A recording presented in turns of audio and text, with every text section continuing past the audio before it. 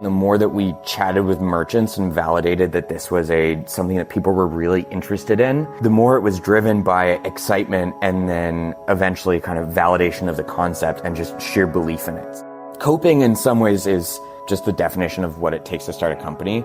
In terms of trade-offs and what we were building, I think from an engineering perspective, there's often a little bit of a trade-off between all the features that you want to build, speed, and quality of what you're building. And you're trying to determine, do we need to build something that's going to scale indefinitely, or are we building something for the next month? My name is Jeremy Wood, and I'm one of the co-founders over here at OpenStore.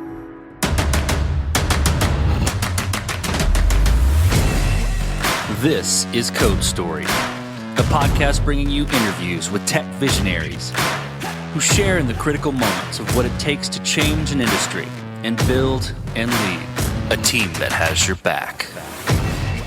I'm your host, Noah Laupart, and today how Jeremy Wood built the platform providing a hassle-free acquisition process for your Shopify store. All this and more on Code Story. Jeremy Wood grew up in Portland and has been heavily influenced by that upbringing. He enjoyed really strong maker communities supporting local craft artists to thrive and build their business. I was under the impression that Portland was beautiful all year round, but Jeremy clued me in that 3 months out of the year, it's a drizzly, soggy mess. He moved to the Bay Area for school and was surrounded by optimism, tech focus, and sheer intelligence. As I mentioned, Jeremy was really into the craft builder community, which also led him to be interested in e-commerce. He observed Shopify grow as a marketplace that made things so easy to launch a store. What he figured out was that there was a need for these store owners to offload and sell their business. This is the creation story of OpenStore. OpenStore aims to provide near instant liquidity to Shopify merchants, usually in the order of something that's going to be life-changing. What that means is for Shopify merchants that are looking to move on and do something else, we'll offer a cash offer for their business. Usually those are founders who are wanting to go on and do any number of things. So it could be start another business. It could be just go and enjoy life for a little while. It could be a career change. It could be a life change that they need to accommodate. There's any number of reasons, but there wasn't really a good marketplace for these merchants until we came along. So we've been trying to dive into that space and really understand what motivates these merchants and how we can give them the best possible experience. I think I mentioned that growing up in Portland had a huge interest in local crafts, which I think has fed into a strong interest in e-commerce, partly because that's enabled merchants who otherwise might not exist to be able to go online and find customers across either the states or the world that are going to be interested in what they want to sell. Having watched e-commerce come online, I was really interested in the space, specifically Shopify grow as a marketplace where it just made it so easy for someone to spin up an online store. But then there was this large question in the sky of where do those merchants go? Parents, for example, will be running a store and then they don't really know what to do with it.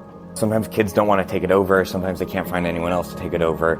Usually it is a very tiny operation. So if that doesn't work, there's really nowhere for them to go. At least with brick and mortar, you can then sell the space and kind of wind down operations, but there's no corollary to that in the e-commerce space. So OpenStore started off as an idea between really a couple of us. There's Keith in the mix there, there's Jack Abraham in the mix there, as well as my wonderful co-founder, Matt Lanter. It started off as an approach to solving exactly that problem. How do we provide a way for merchants to move on to whatever they want to do next? Tell me about the MVP, so that first product you built. How long did it take to build, and what sort of tools did you use to bring it to life? I feel like an MVP is never truly done by definition. So the real original MVP was probably hacking together with spreadsheets and then We moved from there into a lot of what my job was as an engineer by training and the head of engineering, which was to build a slightly automated version of that so that we weren't just complete fools trying to ask people for spreadsheets on their businesses. That was probably done over really just like a month or two. Now there's multiple components of that. We're trying to provide a really fast, really easy experience for merchants. Initial take on that was we just need to be able to collect the things from merchants that we need to, and then start doing analysis on it so that by the time operators on our team get to it and are able to try and dive in and understand the business, there's some of the pre-work already done for them. I think that was really just a couple of months in the making. Dive in for me some of the decisions and trade-offs you had to make in building that MVP. You're kind of touching at them at a high level when building an MVP, but tell me about some of those that you had to work through. And specifically, I'm curious how you coped with those decisions. Coped is an interesting way to put it. I think coped is probably you are so excited, and the more that we chatted with merchants and validated that this was something that people were really interested in, the more it was driven by excitement and then eventually kind of validation of the concept and just sheer belief in it. Coping in some ways is I think just the definition of what it takes to start a company, which is building a momentum around it and then maintaining that momentum even when times are difficult, which especially early on, like they just weren't. I think we saw so much interest. In terms of trade-offs and what we were building, I think from an engineering perspective, there's often a little bit of a trade-off between all the features that you want to build, speed, and quality of what you're building. And you're trying to determine, do we need to build something that's going to scale indefinitely, or are we building something for the next month? And I think I touched on a lot of the pieces actually in that sentence, but usually that is a framework of impact versus effort on almost a cash discount flow kind of methodology where you're doing effort versus impact on a discounted time horizon. So if this is going to be delivered in 3 months, well, that's not nearly as valuable as getting delivered tomorrow. Is this going to take a lot of effort? Then probably put that down on our prioritization stack. If it's not going to take a lot of effort, great, amazing, let's do it, depending on what the impact is going to be. So I was really using that. I don't think there were a lot of questions about exactly what to do early on. I think it was fairly straightforward. We knew we needed to be able to provide a really world-class experience to merchants, even if to do that we were propping up a bunch of things on the back end just to make it work at first and make sure that it was consistent for the merchants that were engaging with us. This episode is sponsored by Vanta. You're a startup founder. Finding product market fit is probably your number one priority. But to land bigger customers, you also need security compliance. And obtaining your SOC 2 or ISO 27001 certification can open those big doors. But they take time and energy pulling you away from building and shipping. And that's where Vanta comes in. Vanta is the all-in-one compliance solution helping startups like yours get audit ready and build a strong security foundation quickly and painlessly. How, you ask? Vanta automates the manual security tasks that slow you down, helping you streamline your audit. And the platform connects you with trusted vCISOs to build your program, auditors to get you through audits quickly, and a marketplace for essentials like pen testing. Join over 8,000 companies, including many Y Combinator and Techstars startups who trust Vanta. Simplify compliance and get $1,000 off at vanta.com/codestory. That's VANTA.com/codestory. This episode is sponsored by Kinsta. Between juggling client meetings, managing your website, and keeping up with everyday tasks, who has the time to stress out about website security?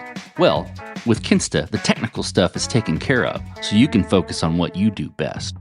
Kinsta provides managed hosting for WordPress, offering lightning-fast load times, top-tier security, and unmatched human-only customer support. Whether you're a business owner, web developer, or running a digital agency, Kinsta makes managing your website easy and efficient. Kinsta provides enterprise-grade security, being one of the few hosting providers for WordPress with SOC 2 and other certifications, guaranteeing the highest level of security for your website.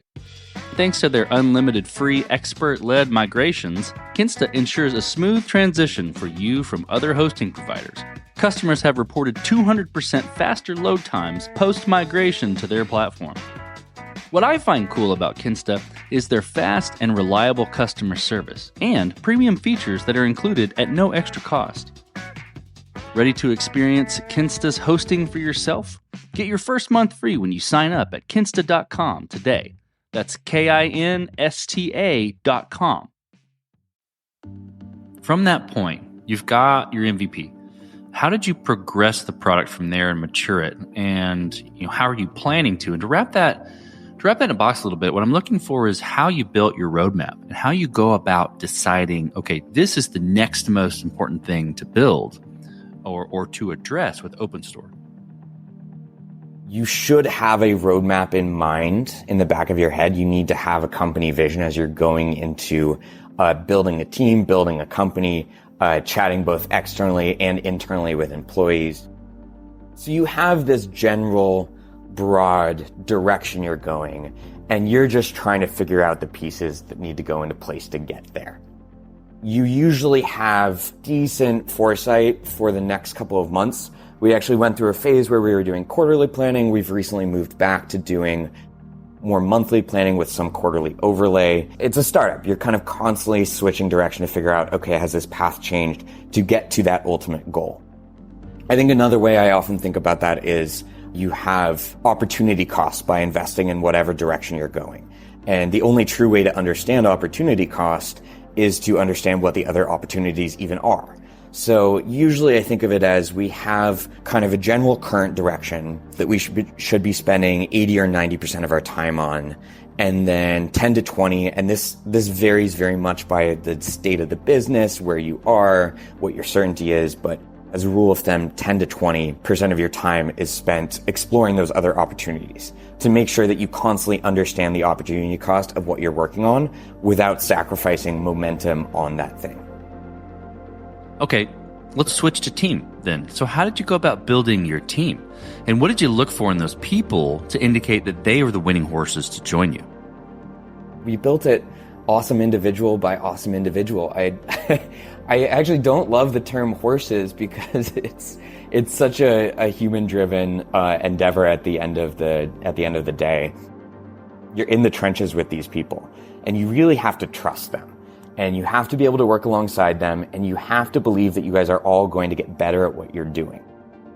Generally, what I was looking for in people, especially early team, was you're looking for slope or ability to learn and grow. Usually at a startup, you're really going to struggle to hire people who are absolute world-class experts to fill every single role. Some roles, certainly, and some roles you actually really need that. But a lot of them, it's not in the cards if you're struggling to survive day to day. So you're looking for people who are excited about the mission. You're looking for people who are really high slope, as I said, so they're going to grow into the opportunities that you provide. And as a result, you're also going to have to provide them with really awesome opportunities as you grow.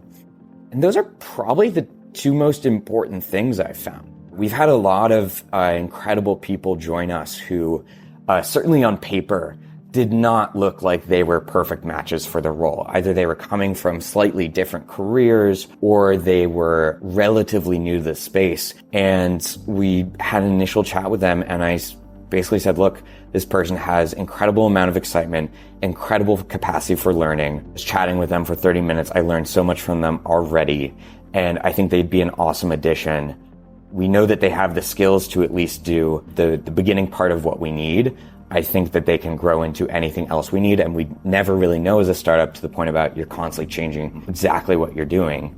You never know exactly what skills are going to be needed, and so you need people who are adaptable. So let's flip the scalability then. Was this built with scale in mind from day one, or are you finding this as you grow and gain traction?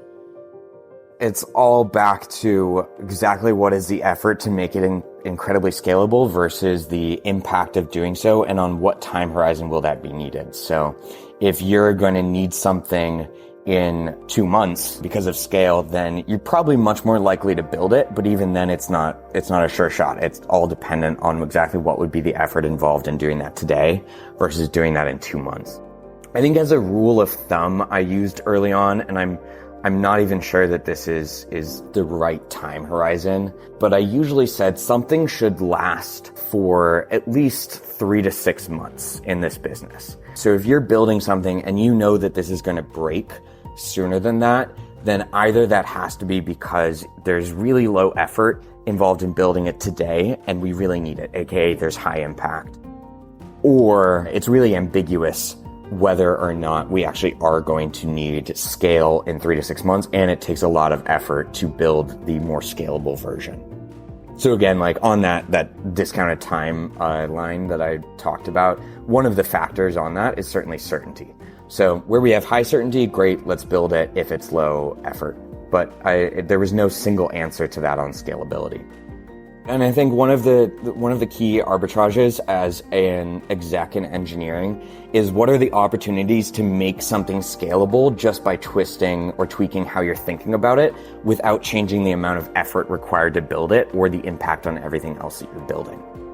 So like early on, we focused on a like very, very Lambda heavy for those people who are building on AWS architecture. And that meant that we weren't too worried about scale hitting us suddenly. It certainly would cause some issues, but it wasn't just going to completely break everything. It would at worst break experiences for a couple of merchants, but at best, nothing would really be impacted. And then over time, we've had to expand that suite and expand into slightly more efficient ways of doing things where we have better guarantees on latency. But certainly early on, your main focus is speed of development without sacrificing external facing quality. Well, as you step out on the balcony, you look across all that you've built. What are you most proud of? So many things. I think one answer is actually the team. I think we just have a really incredible group of people at OpenStore. I think another one is what I mentioned up front, or at least earlier, which was our speed of giving offers, that we really are at the point where we're giving very large cash offers to businesses within 24 hours of them engaging with us. And I think at this point, we're down to the majority of merchants being able to go through all of the steps in our offer flow in under 15 minutes. And then really it's just on our side, making sure that we move very fast to complete the initial analyses that we need to complete in order to give them an offer. That was absolutely a crowning achievement and something that we were aiming for from very early days. Okay, let's flip the script a little bit. So tell me about a mistake you made and how you and your team responded to it. I think one that comes up when you're building is any discrepancy in early tech stack is compounding. So I actually made a call early on to go with a relatively new framework at the time that was not as well supported ultimately as we needed. And so we ended up having to switch off that framework. The team took it really well, and I think it was an active discussion between the team and myself of, okay, why was this selected? Do we want to consider moving? What are the reasons? Let's take a look. How fast are we growing as a company? Because that also influences, do you need a tech stack that's really well productionized? So for the engineers out there, we were initially working on Remix and ultimately made the call a couple months in to switch over to Next.js. And it was early on by design, and so it wasn't as hard, and that's part of why once we made this decision, I tried to act really fast to make sure we made that transition. Transitions, especially as you get into like the year-old business territory, are really hard to make. You're having to migrate a lot of things, and at a time that's really critical for speed. So I think the fact that we reacted to it early and switched it up was really good. I thought our ability to have dialogue about it and make an informed decision was really strong. And now it's also funny looking back because I think Remix has grown immensely as a framework and actually become very, very popular. And I'm generally a pretty big advocate of, but as a result of really needing it at a moment when it wasn't quite yet there, we had to switch off of it. Well, Jeremy, what does the future look like for the product and for your team?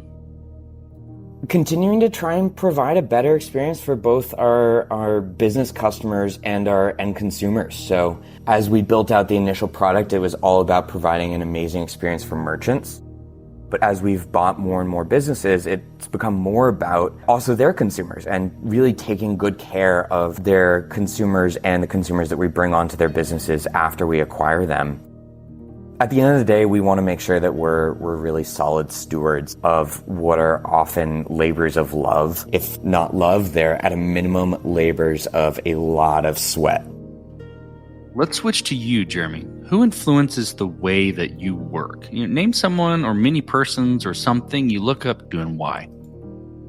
I've never been one for like singular heroes. I've had a lot of experiences in life of meeting heroes and realizing they're humans and there are good things and there are bad things, and mostly good things, and the ones you keep around you are the people who are solidly in that good camp. But I try and focus on, honestly, inspiration from the people that we surround ourselves with day to day. So it ends up being less of a hero or a far off distant figure and more of, we have, especially at Open Store, built an incredible community, but I've tried to do that throughout much of my life and find things in the people around me that are just really astounding talents, zero in on those and try and learn from them as much as possible. But as a result, I also think the influences on me have really changed over time. Obviously, a massive one these days has been working with Keith, who's really been an incredible co-founder, an incredible mentor, and helped make this possible. But I think the same can be said for a lot of the people that we've hired into the company. Even if they're reporting into me and technically subordinates, they're frankly also incredibly awesome, incredibly motivating, hard workers that have made this company what it is. We talked about a mistake earlier, but a little bit different spin. If you could go back to the beginning, what would you do different, or where would you consider taking a different approach? So I think that as you're founding companies, especially when you're a first-time founder like I was, there's this funny game of you're expected to both have a lot of confidence in your ideas, and yet you should be constantly learning and understanding new ways of doing things, which I think takes a certain level of humility that at times has felt at odds. And I think I would have much earlier on just tried to have more conversations with mentors about exactly that and kind of realized that I think many people go through it. It's a very normal thing to do. It's also a normal thing for a lot of our early employees to do because you're expected to kind of know enough to be able to do everything that you need to do to fill the role of what at much larger companies would be a 10-person team. And I think we've gotten there, but it was certainly a hard part of the early beginnings of starting a company. Okay, last question, Jeremy. So you're getting on a plane and you're sitting next to a young entrepreneur who's built the next big thing. They're jazzed about it. They can't wait to show it off to the world. Can't wait to show it off to you right there on the plane. What advice do you give that person, having gone down this road a bit? Focus on speed and focus on building a team around you that you trust. That ultimately anything great is going to take a lot of people. It is rarely a single person effort. It might be a small group effort. There might be a small core group of really, truly incredible people who move it forward. But you need to found your company with that group. And ideas come and go. There's a ton of ideas out there. It's going to end up being about execution and how fast you learn from your mistakes. Fantastic advice. Couldn't agree more. Well, Jeremy, thank you for being on the show today. Thank you for telling the creation story of Open Store. It's been a pleasure. And this concludes another chapter of Code Story.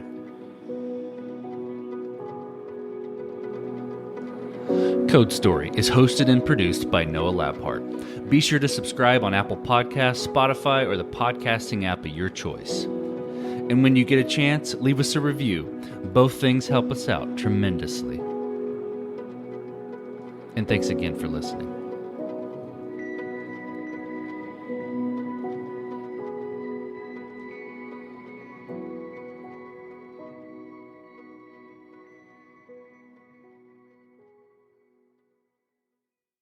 Taxes was feeling so stuck.